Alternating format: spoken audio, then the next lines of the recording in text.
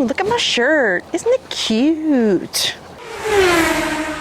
Noob Nugs. Hey everybody, I'm Bonnie, one of your Florida State representatives, and welcome to Noob Nugs. This is the series where we answer questions for all of our new Jeep sisters about everything Jeep lifestyle. I promise you, I had this awesome idea for a video. Believe it or not, the weather in Florida, it does get cold. It's been like in the 20s and the 30s, so I haven't really done a great job in cleaning up my Jeep after the Florida event. It's gonna rain in a few days. I take a lot of pleasure in cleaning my Jeep. For me, it's very therapeutic. I enjoy going through that process, and I definitely have a way I do that after I come back from an event, after I've had a day on the trails, spent a full day in my Jeep. It's kind of gross and gritty on the inside, and it really needs a good clean. So what we'll talk about today are some quick hit items that you can do when you get back from the trails. So this is what I do. Not that you'd tell it by how it looks right now. The first thing I actually do is remove everything from my Jeep. It's really important to me because I'm a little bit like this. I like to have organization and a place for everything and everything in its place. The best thing I can do at that point is pull everything out of my Jeep and put it all together systematically. It will let me know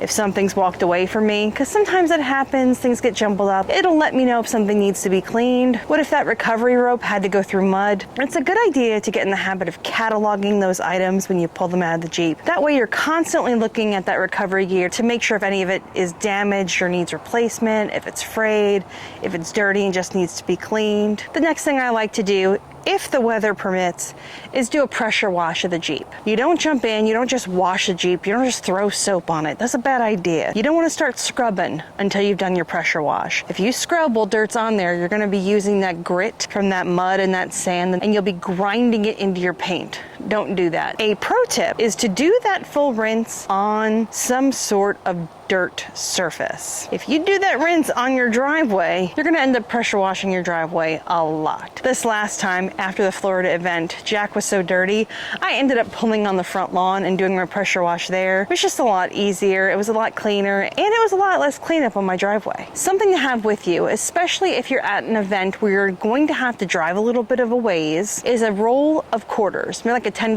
roll of quarters. You can go to a car wash and get all that muck and grime off the Jeep before you have to drive home. You really don't want that stuff up in your tires and your wheels. It can cause vibration. You don't want that mud to cake on. That can eventually cause damage. Mud, once it hardens, is like cement, so the sooner you can get it off, the better. And finally, don't forget your undercarriage. Make sure you get under there, kind of look for things. This is where it's really good to know what your Jeep looked like before you went on the trail ride, so that way you can observe if there's any issues. There are some things you're never gonna see. I know I sure didn't see it the last time. I'm not a mechanic, what do I know? But I'm familiar enough to eyeball a couple things. I'm familiar enough to know what things are supposed to sound like. So those are the things that you want to start listening to post-trail ride, just in case something was going a little bit sideways for you. Look, ladies, I know that people make jokes about like they never wash their Jeep and the mud is holding it together. I get it, that's funny, that's good times, but the reality of the situation is there are some things you're only going to see if that Jeep is clean, and that's why it's important after a trail ride to get all that stuff off of it. We are talking about the idea of noticing things, and the only way you could see through is to have it clean. I mean, that needs to be cleaned. How do I even see out of that? How about this for a pro tip? If you're gonna go through mud,